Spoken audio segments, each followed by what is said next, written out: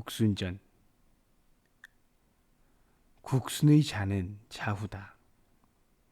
그의 선조는 농서지역 출신이다. 국순의 90대 조상인 모는 후직을 도와서 많은 사람들이 밥을 먹도록 한 공로가 있었다. 시경에서 우리에게 밀과 보리를 주었구나 라고 한 구절은 이러한 사실을 말하는 것이다. 모는 처음에는 숨어서 벼슬 하지 않고서 나는 반드시 농사를 지어 먹고 살 것이다 라고 하면서 시골에서 살았다. 뒷날 임금이 모의 소식을 듣고 조서를 내려 안거를 보내 모를 불렀다. 그리고 임금이 지방의 명령을 내려 모가 가는 곳마다 후하게 예물을 보내도록 하고 신하들에게 명령하여 모의 집을 방문하도록 했다. 그러자 모는 사람들의 귀천을 가리지 않고 친분을 맺었으며 자신의 뛰어난 능력을 감추고 사람들과 뒤섞여 살았다. 이에 훈훈한 기운이 사람들에게 점점 스며들면서 사람들의 마음이 넓어지고 온전해지는 아름다움이 있었다. 그러자 모는 기뻐하면서 나를 완성하는 것은 벗이라고 했는데 이 말이 정말 옳구나 라고 말했다. 점점 모의 맑은 덕이 알려지면서 임금님은 모의 마을에 정문을 세워주었다. 그 뒤 모는 임금을 따라 환구에서 제사를 지냈다. 임금은 그 공으로 모를 중산후로 책봉하고 시급 1만 호와 식실봉 5천 호를 내려주었으며 국시라는 성을 하사했다. 모의 오세손은 성왕을 도와 국가에 충성하는 것을 자신의 임무로 삼아 태평성대를 이룩했다. 그러나 강왕이 즉위한 뒤 모의 오세손을 홀대하여 벼슬을 하지 못하도록 했다. 그 결과 모의 오세손의 후손들 중에서 유명한 사람이 없어졌고 모두 민간에 숨어 살게 되었다.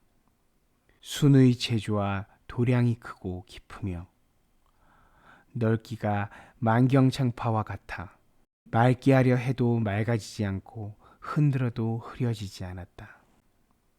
그리하여 그의 풍류적인 성격은 한 시대를 기울게 했고 사람들에게 기운을 매우 더해 주었다. 순이 서법사에게 나아가 하루 종일 담론을 했는데 그 자리에 참석한 사람들을 모두 졸도하게 만들었다. 그리하여 순의 이름이 널리 알려지게 되니 사람들이 순을 국처사라 했다. 공정대부, 신선, 방사로부터 머슴, 목동, 오랑캐, 외국인까지 순의 향기와 이름을 마신 사람은 모두 순을 사모하게 되었다. 사람들이 매번 성대하게 모일 때마다 순이 가지 않으면 사람들이 모두 근심하여 국처사가 없으면 즐겁지 않다라고 말했으니 사람들이 순을 사랑하는 것이 이와 같았다. 태위 산도가 물건을 감식하는 능력이 있었는데 일찍이 순을 보고 어떤 늙은 할미가 이렇게 훌륭한 아이를 낳았는가? 천하 사람들을 장차 잘못되게 할 사람은 바로 이 아이가 틀림없다 라고 했다. 공부해서 순을 불러 청주종사로 임명했으나 위가 막히기 때문에 담당할 수 있는 것이 못 되었다. 그리하여 평원도구로 벼슬을 고쳤다. 순이 오래 있다가 한탄하기를 내가 닷대의 쌀 때문에 허리를 굽혀 시골의 어린아이에게 향하지 않을 것이며 마땅히 술 단지와 도마 사이에 서서 담론할 뿐이다 라고 했다. 그때 관상을 잘 보는 어떤 사람이 순에게 그대는 붉은 기운이 얼굴에 있으니 뒤에 반드시 귀하게 되어 천종록을 누릴 것이다. 마땅히 기다려 좋은 값에 팔라 라고 말했다. 진나라 후주 때에 좋은 집의 자식들을 주객 원해랑으로 임명했다. 당시 임금이 순의 사람됨을 남다르게 여겨 장차 순을 크게 쓸 뜻이 있었다.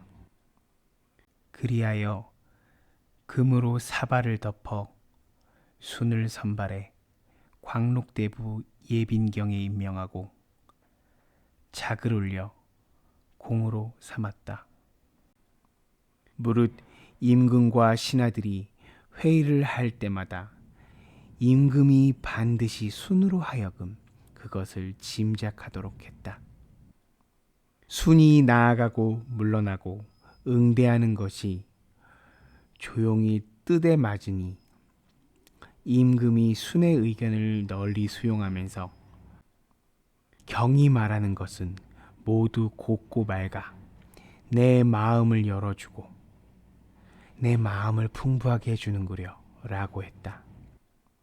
순이 권력을 잡은 뒤 어진 사람과 사귀고 손님을 접대하고 늙은 사람들에게 음식을 주었으며 귀신에게 제사를 지내고 종묘에 제사 지낼 것을 강력하게 주장했다. 임금이 저녁에 연회를 베풀면서 순과 궁인들만 참석하게 하고 비록 가까운 신하라도 참석하지 못하게 했다.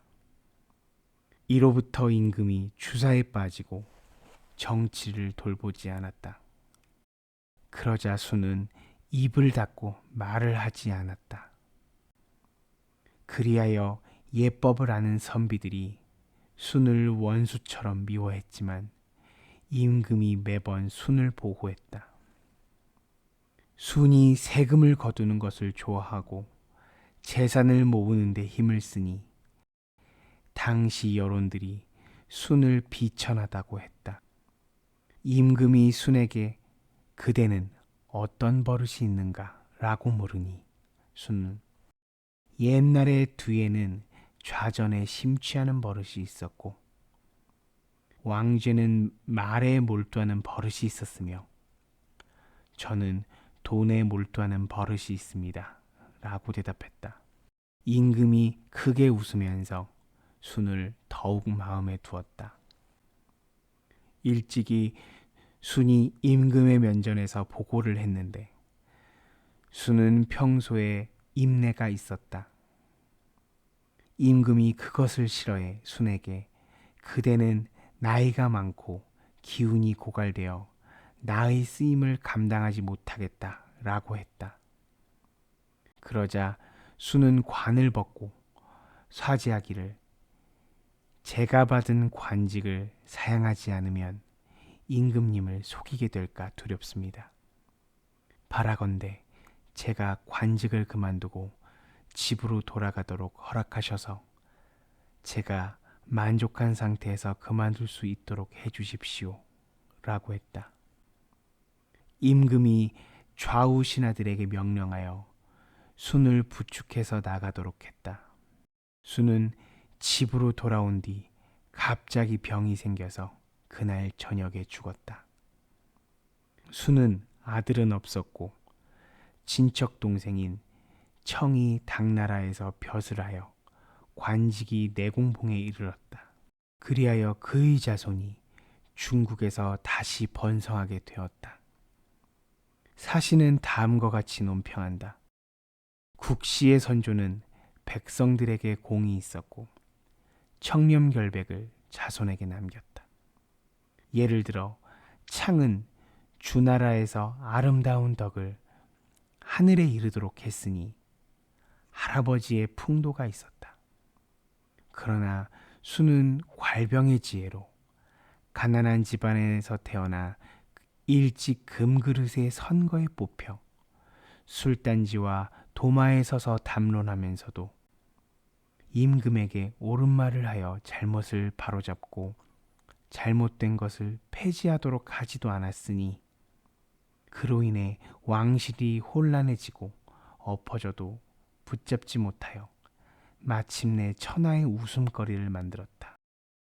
거원의 말이 정말 믿을만하구나.